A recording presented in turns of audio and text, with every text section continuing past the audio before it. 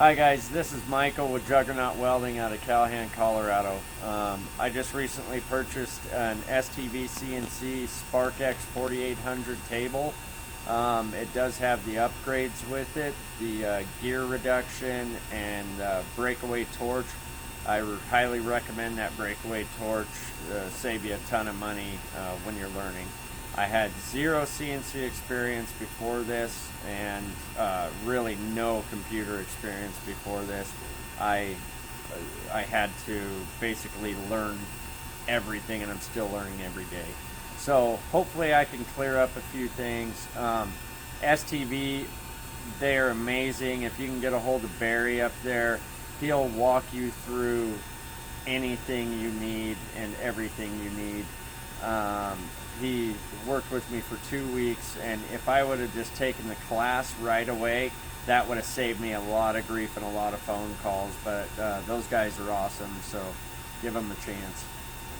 So I went ahead and turned on my control box. Side note, keep your control box as far away from your plasma cutter as possible to prevent any RF noise. They say that the plasma cutters are not high frequency anymore, high frequency arc start, but I did have problems with my torch diving, and Barry had me do that and it cured it. So here we go. So I'm going to open up Myplasm CNC. Click yes when that box comes up.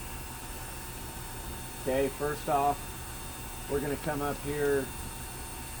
If it's not already connected, go ahead and click connect. Alright, we're going to come up here into the settings, and I'm going to make sure you guys have all your proper settings in here. Your voltage divider is going to be 50 to 1 and enabled. 100% voltage calibration. Height of transfer should be 1. 0 to 100 torch height control, 100. Definitely make sure this box, waiting for arc, is checked. That's very important. If you have the gear reductions, these are going to be your values in here. If you don't have the gear reductions, I'm not sure what they recommend. But also, if your controls are running in reverse when you first get the machine, don't worry about it. Play with these, click reverse on your X, Y, or Z axes, whichever ones are running goofy, and that should fix it. Now, I don't use the game controller, but you can hook up an Xbox controller to it to help you position your gantry or your torch when you're in front of the machine. So that's under the electronics tab. Under the machine tab, you're going to have these values in here. XY maximum speed of 300, hand XY speed of 300, XY safety speed. Originally I had it at 80 and they had me bump it up to 90, so it's been working for me. Acceleration, XY ramp is 30. Now onto your Z axis. Max speed is 100, hand speed is 100, Z safety speed is 20, acceleration is 35. Okay? Now, over here, sorry, that was my air compressor drain. Over here are your axis soft limits. This is pretty important when you first start out. Your machine does not know where it's at in space, so you have to give it borders that it cannot cross.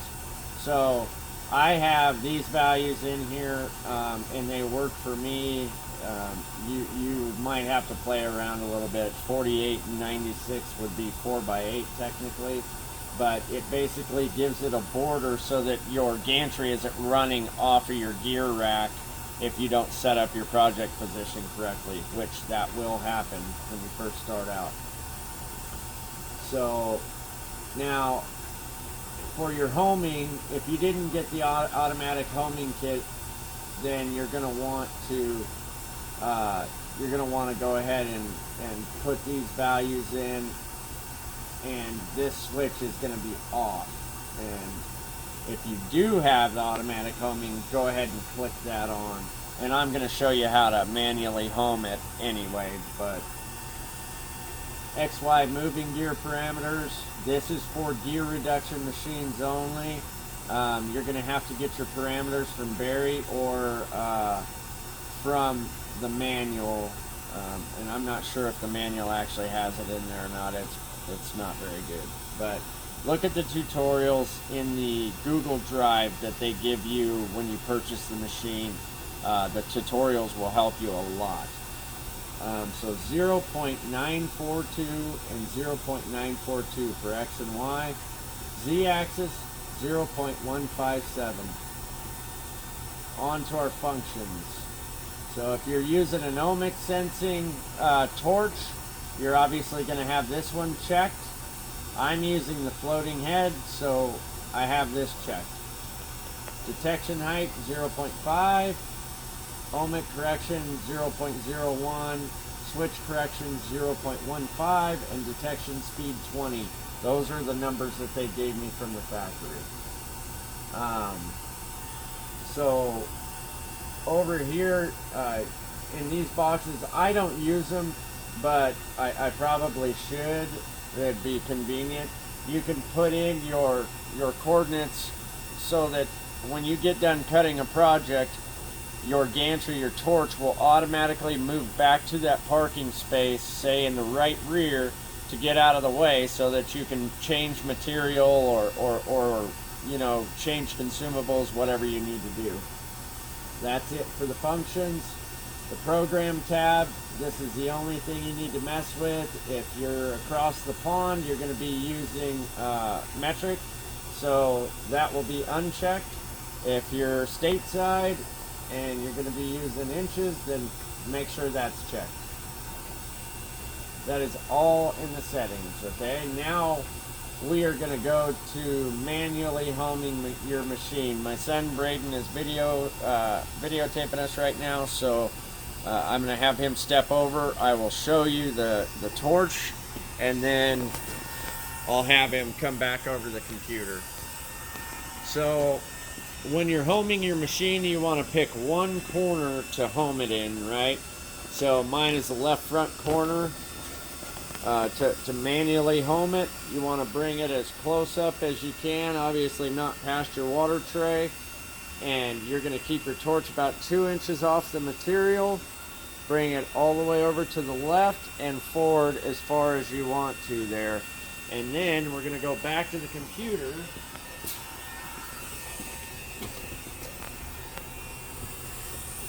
And you're going to go ahead and hit XYZ as soon as you've done that. Okay, I've got the automatic homing kit on it, so when I hit XYZ, it moves the gantry and the torch to the home position and does it all for me. Now, once it's done homing, since I clicked that, it's going to go ahead and automatically home it for me. But once it's done that, now I'm going to bring the torch down a little bit, and I'm going to come over to my material. So we're using these functions here. We're going to come over to our material. I'm just going to find an open piece of material here, and I was cutting a lot of armor plate earlier, making some targets, so I'll find an open space. And let's see, I'm going to move over to my material. I'm going to bring my torch head all the way down. I'm going to basically run it all the way down. I'll show you over here. You're going to run it all the way down to the material and keep going down until you get a torch collision error up here. So now, back to the computer, you will see this symbol. You're going to click Z equals 0, and you're going to pick your project position. Now, that's going to depend on where you have your material and where you want your position or your project to start. I generally go to the bottom left. So see, now it's telling us this is our torch in relation to space. I have it set here, that's where it's going to start cutting. I'm going to come up here and I'll bring in a smaller file. So this is where we're going to come into. Let's see. Let's bring in. I'm going to click the file button. Let's go to desktop. Sorry, I didn't really think this out too far.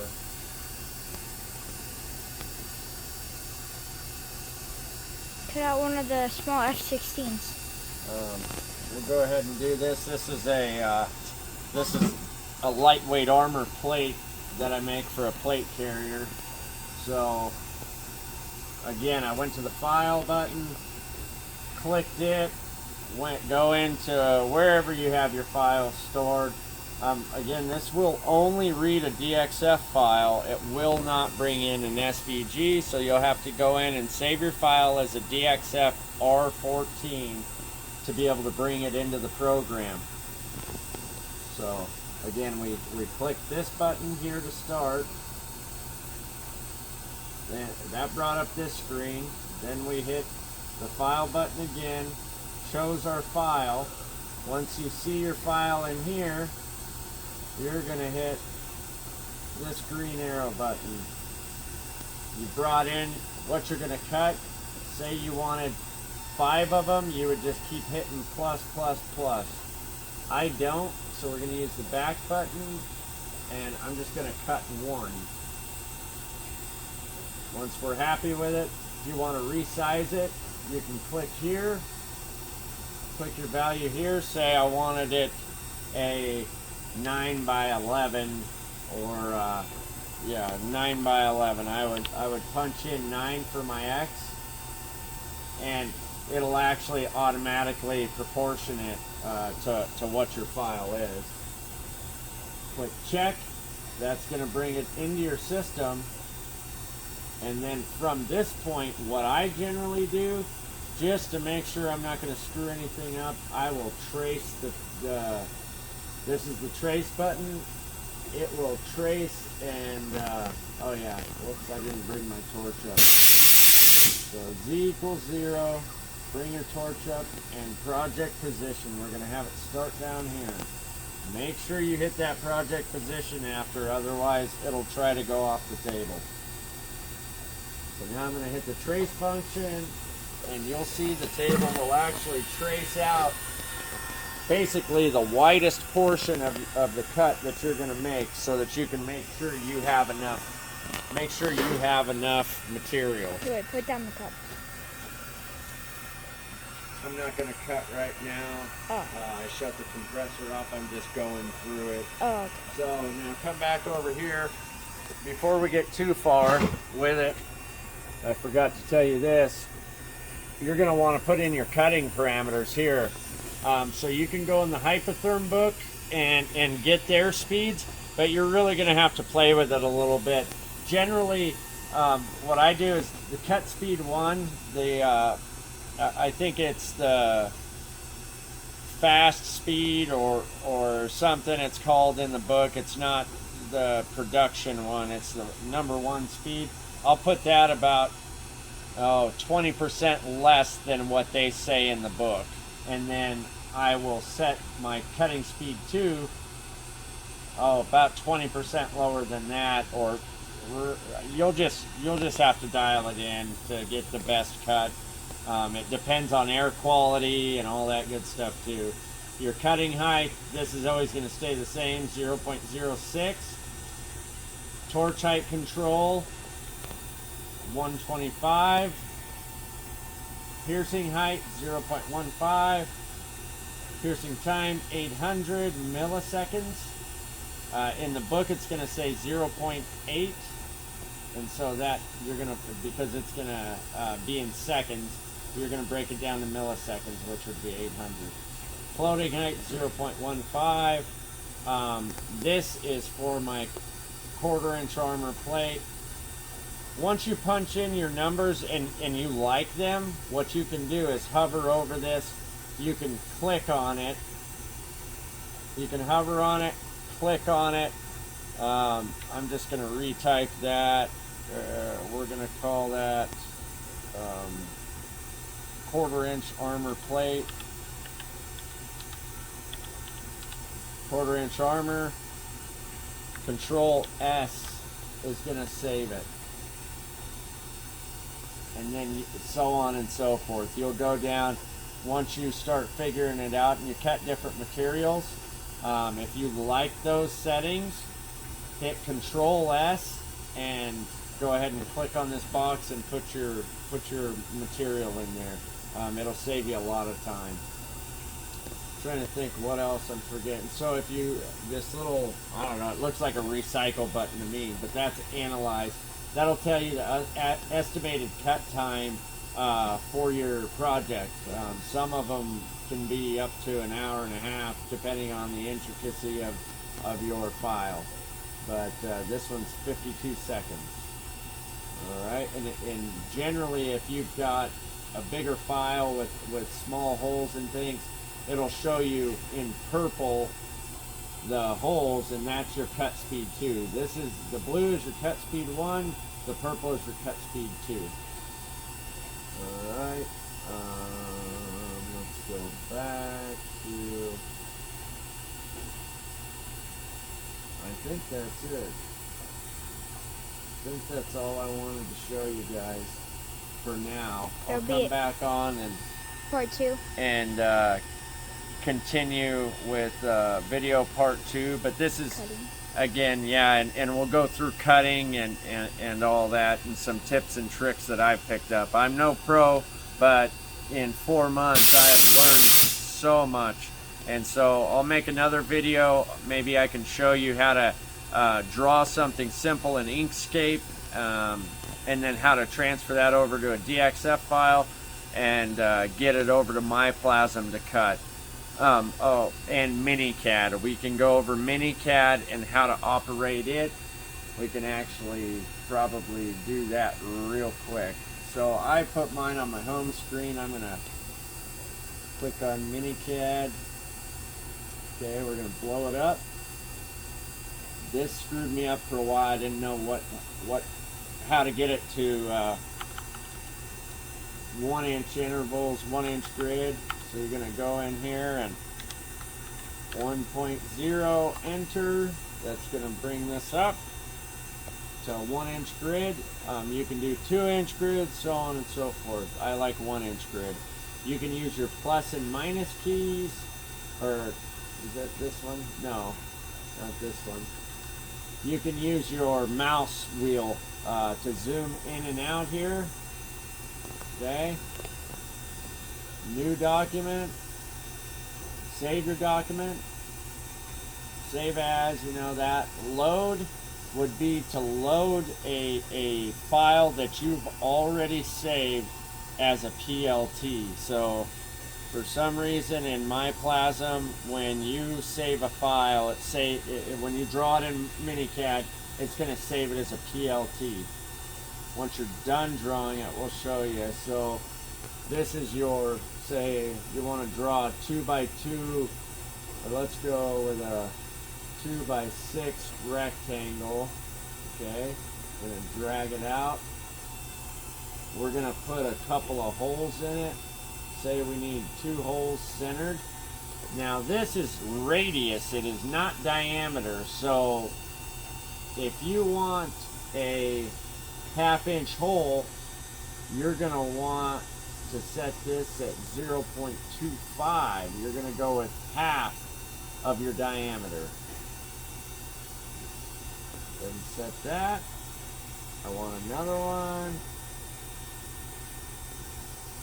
And actually, let's do this. Quick little trick.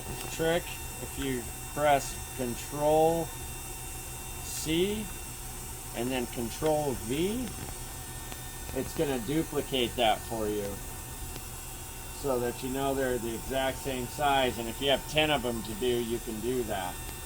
Okay?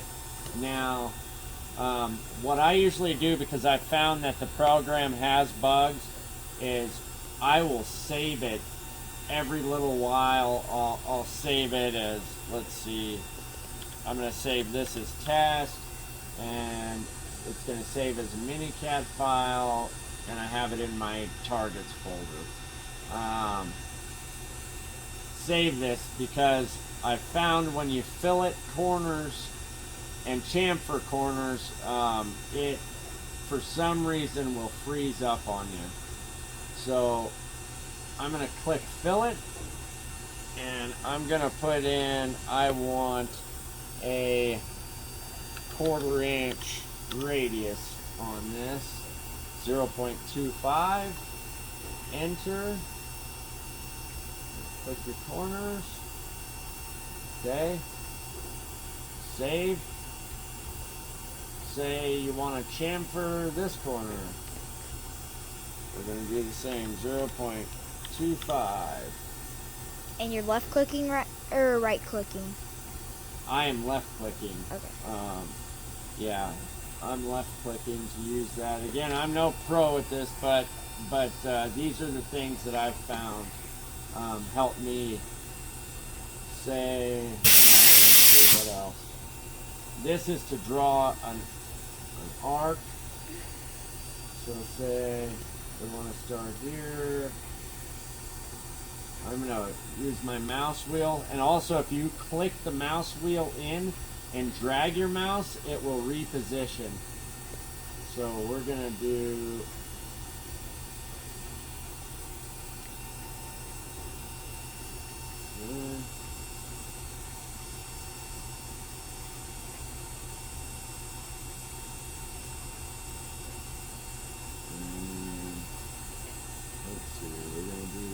do that, and when you left click and you've got the line, it's gonna want to continue making lines. So if you just right click, it'll get rid of that. Okay, here's one. Say that I want to select a line. I'm going to go to the arrow. I'm going to go here and say I want to delete that line. Now you can see these aren't exactly the same, but this is just for tutorial purposes only. Okay, say this is the flange I want, and what I usually do if I need to remeasure something to make sure it's correct, I'll take my line tool and I'll drag it across and say I know I need a hole at 1/4 of an inch. I'll right click, and I'll go ahead and take this, and I want a 1/4 inch hole, so I'm going to do half of that for radius. Here.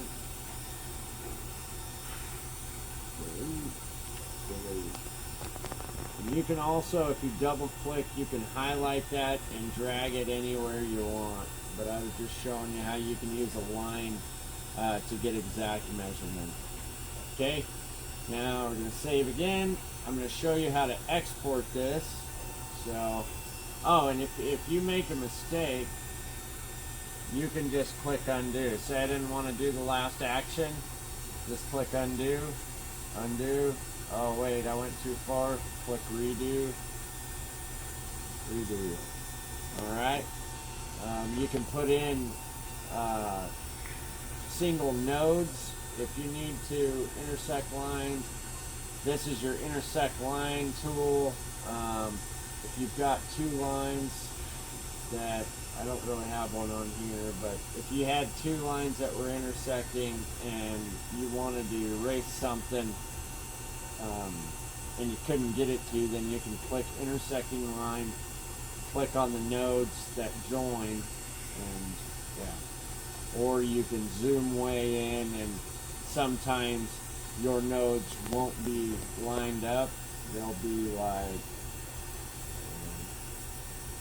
and this thing's going to want to snap to the nearest point, so if you want to take that off for fine movement, click deselect the magnet. So go to my pointer, say that I needed this line to meet up there, just drag it over, and voila. So now using my mouse wheel, I'll zoom back out. I'm going to push the mouse wheel down to move my canvas. Okay, now we're going to export this. Maybe it should have exported.